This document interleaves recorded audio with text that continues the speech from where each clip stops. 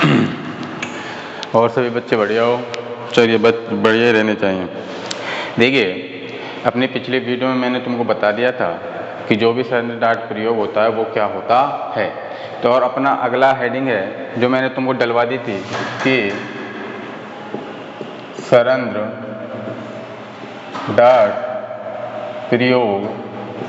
Dot प्रयोग सिद्धांत। मैंने इसके बारे में तुमको बता दिया था, कल भी बता दिया था, लेकिन एक बार सुन लीजिए कि जो अपने पास सरंध्र डाट प्रयोग सिद्धांत जो होता है उसमें अपने पास दो पिस्टन लगी होती हैं। कितनी पिस्टन लगी होती हैं? दो पिस्टन लगी होती हैं। और एक का नाम मैंने तुमको बताया था X और एक दूसरी पिस्टन होती है अपने पास Y। क्लियर? कि अपने पास दो पिस्टन होती हैं X और Y। इनके जो अपन ने लिए थे, X पिस्टन द्वारा किया गया कार्य P1 V1 और Y पिस्टन द्वारा P2 V2। क्लियर? कि जब देखिए, जब अपने पास X पिस्टन द्वारा, किसके द्वारा? X पिस्टन द्वारा Y पिस्टन पर क्या करते हैं? दाब लगाते हैं, तो उस दाब को लगाने के पश्चात ये क्या हो जाती है? प्रसारित हो जाती है। और प्रसारित होने के पश्चात जो X द्वारा किया गया कार्य होता है, X पिस्टन द्वारा किया गया कार्य कितना होगा? P1 V1। क्लियर? इसी प्रकार अगर जब X पिस्टन द्वारा Y पर किया गया कार्य कितना होगा? Y पिस्टन द्वारा गैस पर किया गया कार्य कितना होगा? P2 V2। कितने कितने होंगे? P1 V1 और P2 V2। क्लियर सभी को? और मैंने तुमको फिर बताया था कि जो अपने पास कितना dq बराबर जो होता है वो कितना होता है? du plus dw। क्या होता है? dq बराबर du प्लस dw। du तो क्या होता है अपने पास? आंतरिक ऊर्जा में परिवर्तन। और dw क्या होता है? Total work. क्लियर सभी को? अगर हम X और Y पिस्टन द्वारा कुल कार्य निकालेंगे, अगर इन दोनों का हम कुल कार्य निकालेंगे तो कितना हो जाएगा? P2 V2 minus P1 V1। Clear? ये क्या हो गया? X और Y पिस्टन द्वारा किया गया कुल कार्य। क्लियर सभी को? अब जब आंतरिक ऊर्जा में जब अपन परिवर्तन करते हैं तो आंतरिक ऊर्जा में परिवर्तन कितना होता है? U2 minus UY। क्योंकि X और Y पिस्टन है, अगर हम उनमें आंतरिक ऊर्जा लेंगे तो X की कितनी हो जाएगी? U1 और Y की कितनी हो जाएगी? U2। तो आंतरिक ऊर्जा में जो परिवर्तन होगा वो कितना होगा? U2 minus UY। क्लियर सभी को? फिर अपने पास होता है कि जो भी अपने पास आंतरिक ऊर्जा में परिवर्तन होता है तो उसकी जो अपने पास dq का मान जो होता है, dq किसके बराबर होती है? 0। जो ऊष्मा होती है इस वर्क में, जो सरंध्र डाट प्रयोग सिद्धांत में, उस dq का मान कितना होता है? 0। और du क्या है? du क्या है अपने पास? U2 minus U1। तो कितना हो जाएगा? U2 minus U1 plus dw कितना है? कुल टोटल वर्क कितना है? P2 V2 minus P1 V1। Clear सभी को? तो अब मैं इसको एक साइड में ले आऊंगा तो अपने पास कितना हो जाएगा बताइए? कि U1 प्लस कितना आ जाएगा? P1 V1 बराबर U2 plus P2 V2। Clear? क्योंकि ये पक्ष किसके बराबर हो जाएगा? बराबर 0। किसके बराबर हो जाएगा? 0, क्योंकि डी का मान कितना है? 0। तो अपने पास यहां से जब मैं मान निकालूंगा अलग अलग इनको बराबर में लेके जाऊंगा तो U1 प्लस P1 V1 बराबर U2 प्लस P2 V2। ये अपने पास क्या होता है? मैंने तुमको पहले ही बताई थी कि H बराबर क्या होता है? U plus PV। क्या होता है? H बराबर U प्लस PV। तो U प्लस PV की फॉर्म में ये भी बन रहा है और U प्लस PV की फॉर्म में ये बन रहा है। तो हम कह सकते हैं कि जो अपने पास सरंध्र डाट प्रयोग का जो सिद्धांत होता है उसमें जो एंथैल्पी होती है वो क्या होती है? नियत होती है। क्या होती है? नियत होती है। क्लियर सभी को? चल अब इसमें लिखिए,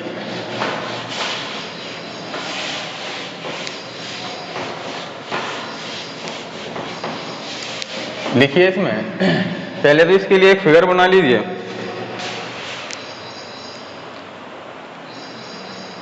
इसमें एक फिगर बना लीजिए पहले।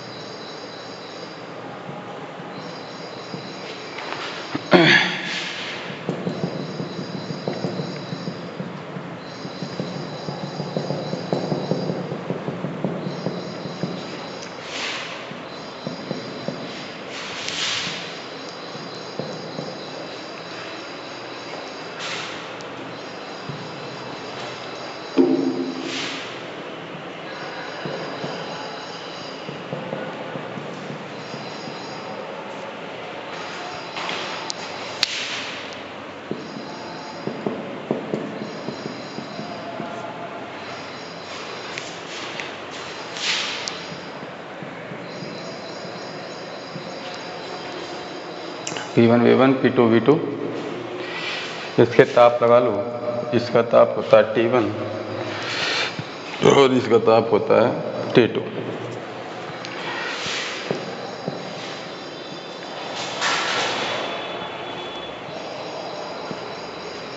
चित्र बना लीजिए एक बार,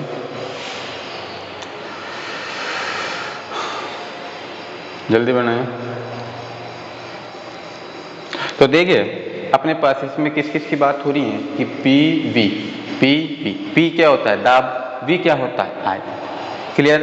तो हम बोल देंगे कि चित्र में दर्शाए अनुसार जो हमारे पास जो आयतन है, स्थिर आयतन पर जब x पिस्टन द्वारा हम y पिस्टन पर क्या डालते हैं, दाब डालते हैं और उसका हम क्या करते हैं, प्रसारित करते हैं। तो जो अपने पास x पिस्टन द्वारा और y पिस्टन द्वारा जो किया गया कार्य है वो क्या होगा, P1 V1 और P2 V2। क्लियर सभी को। चलिए इसमें नीचे लिखिए, चित्र में दर्शाए अनुसार, चित्र में दर्शाए अनुसार, चित्र में दर्शाए अनुसार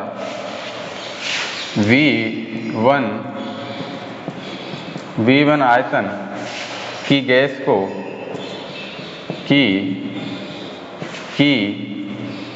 गैस को पिस्टन X द्वारा,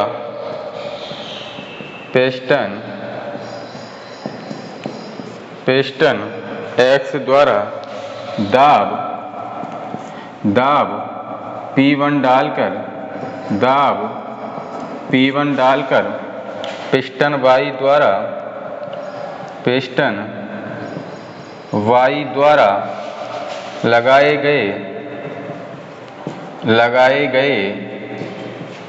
गए दाब P2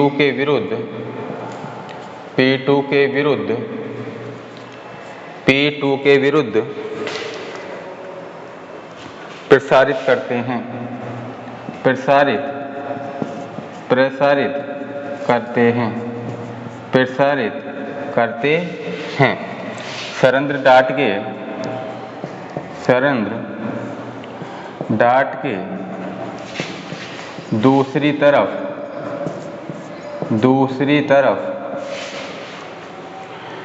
गैस का आयतन कितना हो जाता है, आयतन V2 हो जाता है, V2 हो जाता है, V2 हो जाता है। अतः पिस्टन X द्वारा गैस पर किया गया कार्य कितना होगा, P1 V1। इसी प्रकार Y पिस्टन पर निकाल लीजिए, गैस द्वारा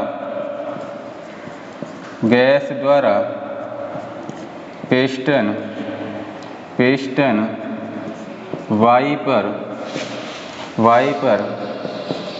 किया गया कार्य कितना होगा, P2 V2।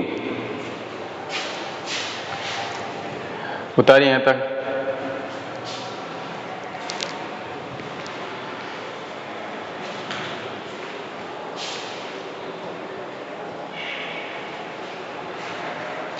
P2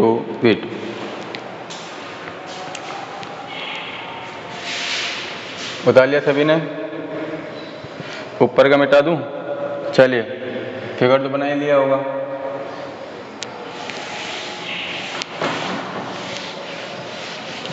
तो नीचे लिखिए, अतः गैस द्वारा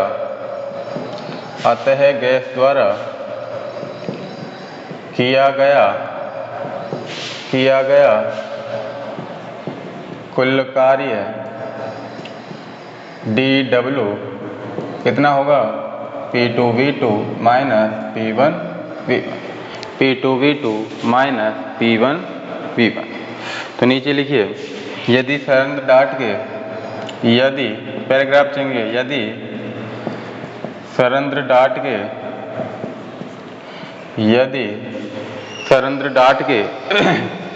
बाईं ओर आंतरिक ऊर्जा बाईं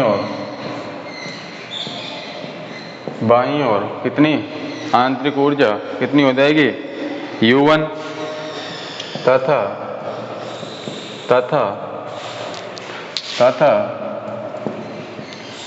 सरंध्र डाट के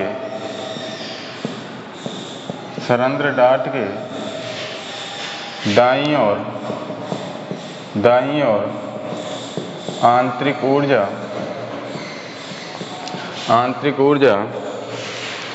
U2, यदि सरंध्र डाट के बाईं ओर आंतरिक ऊर्जा U1 तथा सरंध्र डाट के दाईं ओर आंतरिक ऊर्जा U2 है तो सरंध्र डाट द्वारा है तो गैस की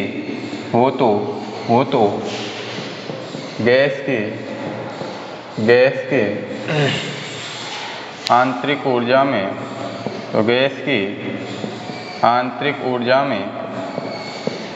परिवर्तन du बराबर कितना होगा U2 माइनस U1 होगा। U2 माइनस U1 होगा। उतार यहाँ तक, नीचे का उतार लिया होगा। चलिए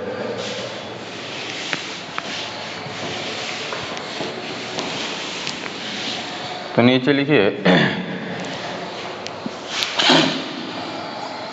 ऊष्मागतिकी के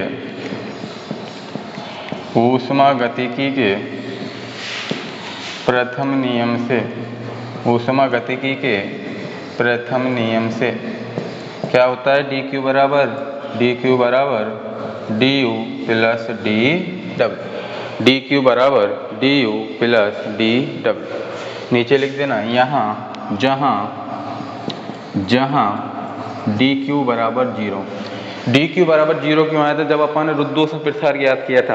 क्या ज्ञात किया था? रुद्धोष्म में जब प्रसार ज्ञात किया था तो वहाँ पर dq का मान कितना था? 0। तो नीचे लिख देना यहाँ पे साइड में रुद्धोष्म में प्रसार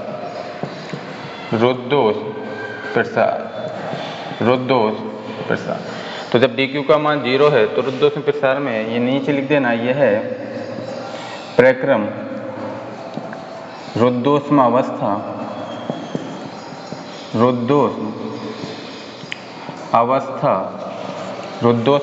में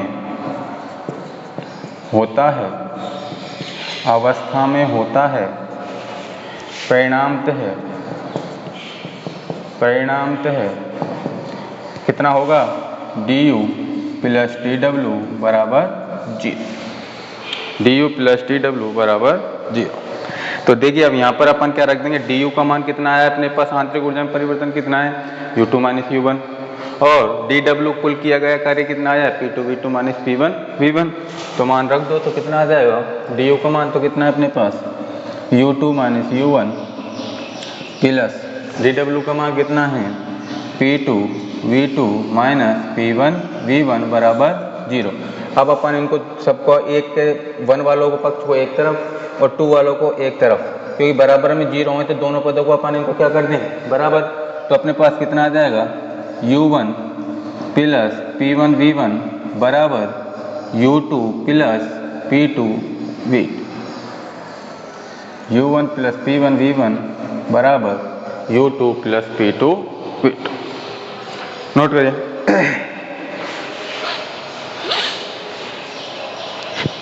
दोबारा समझा दूंगा, नोट करिए।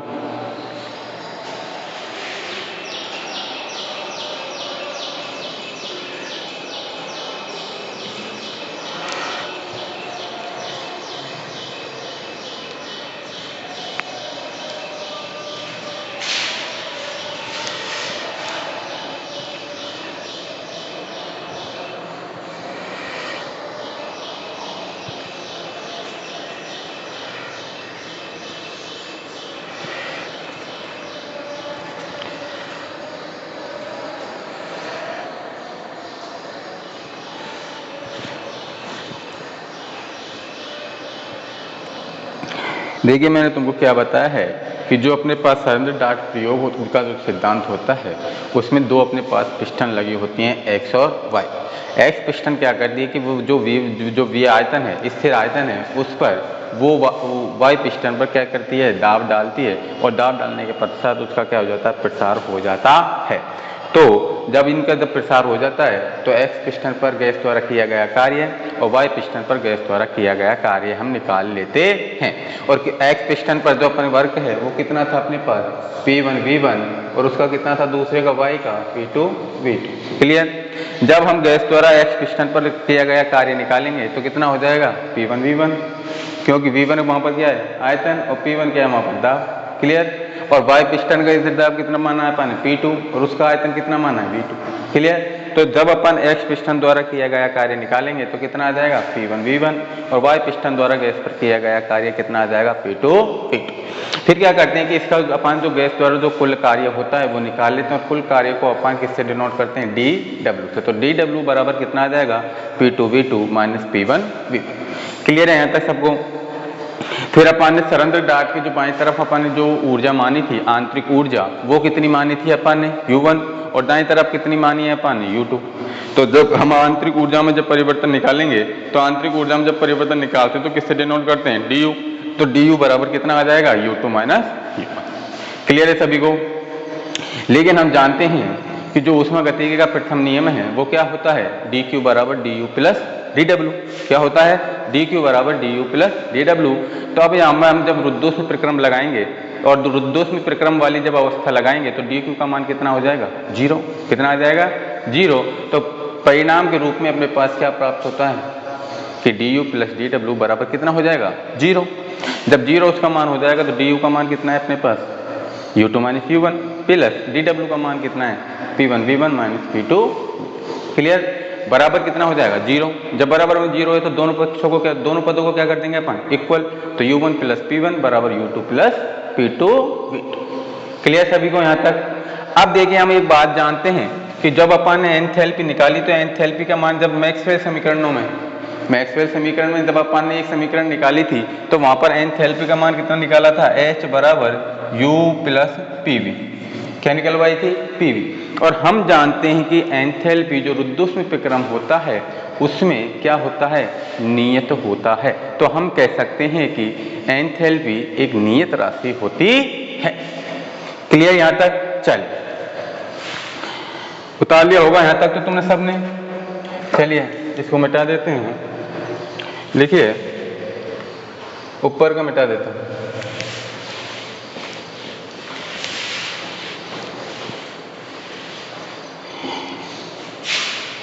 नीचे लिखिए उपरोक्त समीकरण से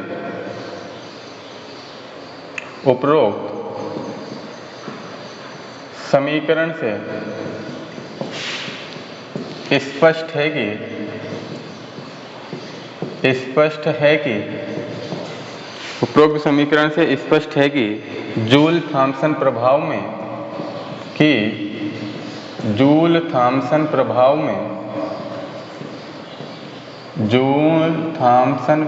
में U2 plus P2 U plus PV नियत रहती है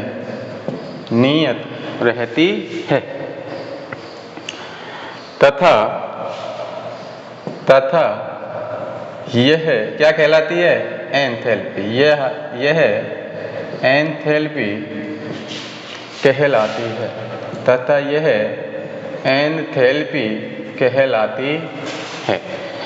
यह एंथैल्पी कहलाती है। इसे एंथैल्पी को किससे डिनोट करते हैं H। इसे H से प्रदर्शित करते हैं। इसे H से प्रदर्शित करते हैं। अर्थात H बराबर U प्लस PV। कैसी है नियत। अर्थात H बराबर U प्लस PV। नोट कर लीजिए।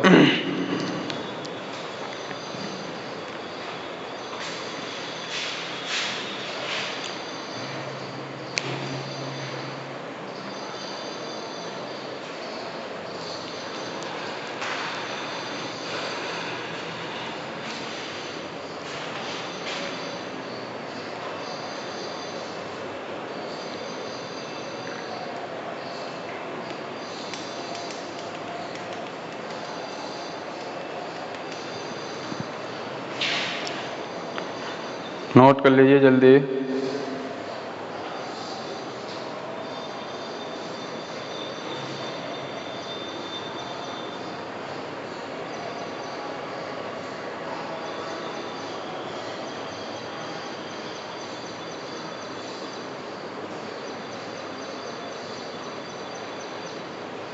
उतार लिया होगा। चलिए अगला हेडिंग डालिए। अगला हेडिंग है अपना जूल थॉमसन गुणांक। जूल थॉमसन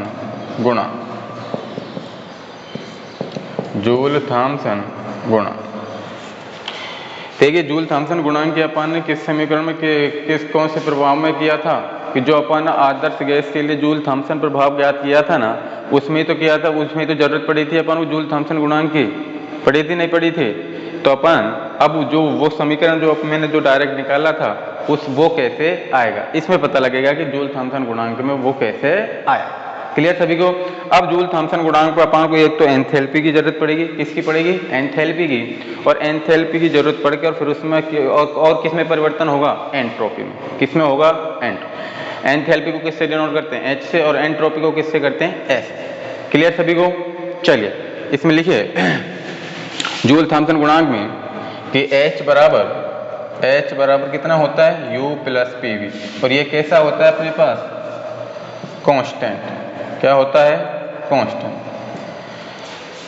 अब अपन इसमें परिवर्तन करेंगे तो अपने पास कितना आ जाएगा? DH बराबर DU प्लस PDV।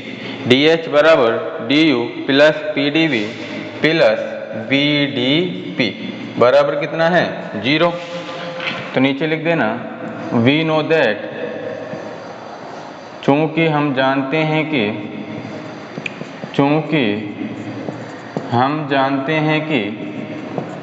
कि जो अपने पास क्या है? du किसके बराबर होता है? अपन ने मैक्सवेल समीकरण में जब एंथैल्पी ली थी उसके लिए भी तो काम किया था। बताइए du का मान कितना होता है? किसके बराबर होता है? अरे TDS माइनस PDV के नहीं होता है क्या? किसके होता है? TDS minus PDV। अब इसको मैं क्या रख दूंगा इसमें, तो DH का मान किसका आ जाएगा? DH बराबर TDS minus PDV plus TDS minus PDV plus PDV plus VDP। अब देखिए TDS PDV कौन सा कट रहा है? PDV से PDV कैंसिल कट रहा है कि नहीं कट रहा? और बराबर में 0 चल ही रहा है। तो अपने पास DH बराबर कितना आ जाएगा? TDS प्लस VDP बराबर 0। यहाँ तक उतारिए और इक्वेशन नंबर फर्स्ट उतारिए यहाँ तक।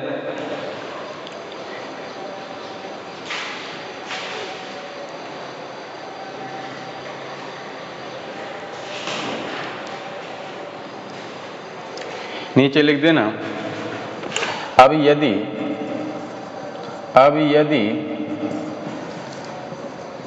दाब व ताप को चर माना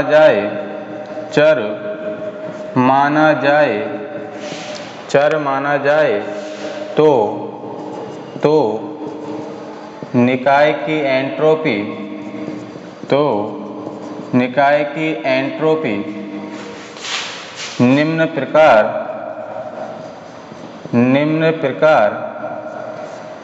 लिखी जा सकती है।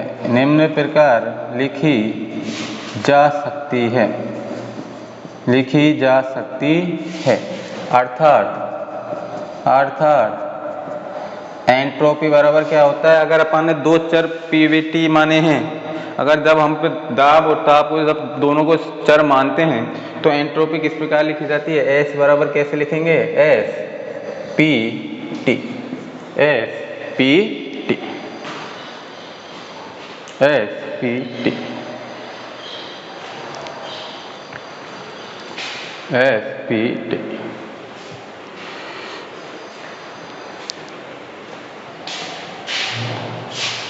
ऊपर का उतार लिया।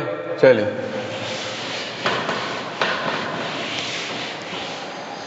अब देखिए जब अपन इसमें परिवर्तन करेंगे किसमें, एस में, किसमें, एस में अर्थात एंट्रोपी में, तो एस बराबर क्या दे रखा है, एस पी टी।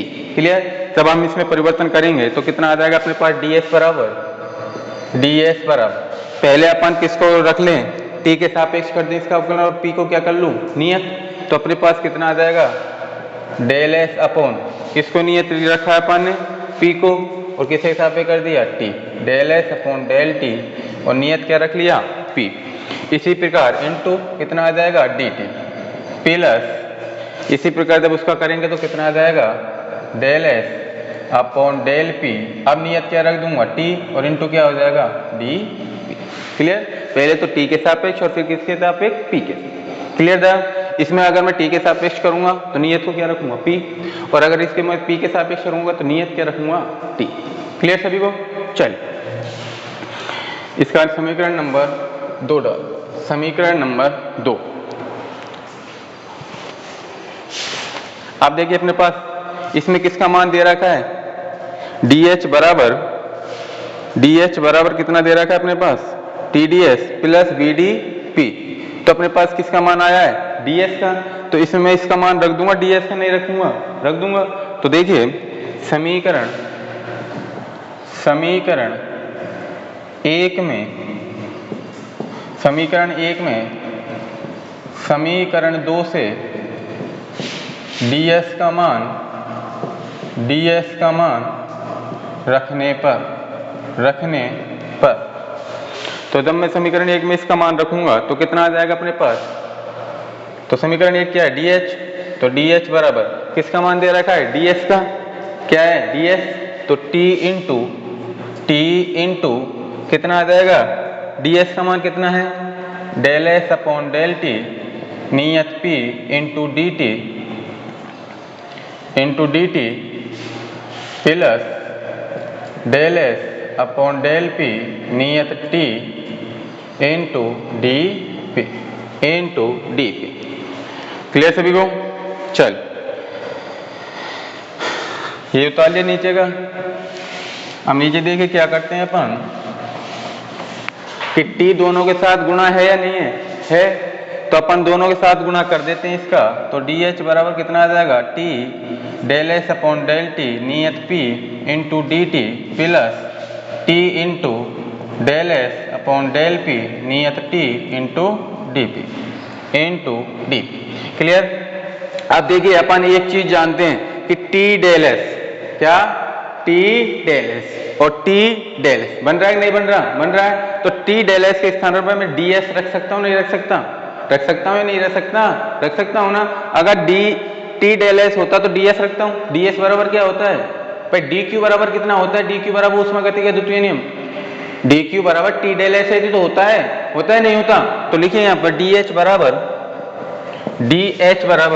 तब तो अपने पास कितना आ जाएगा बताइए, प्लस,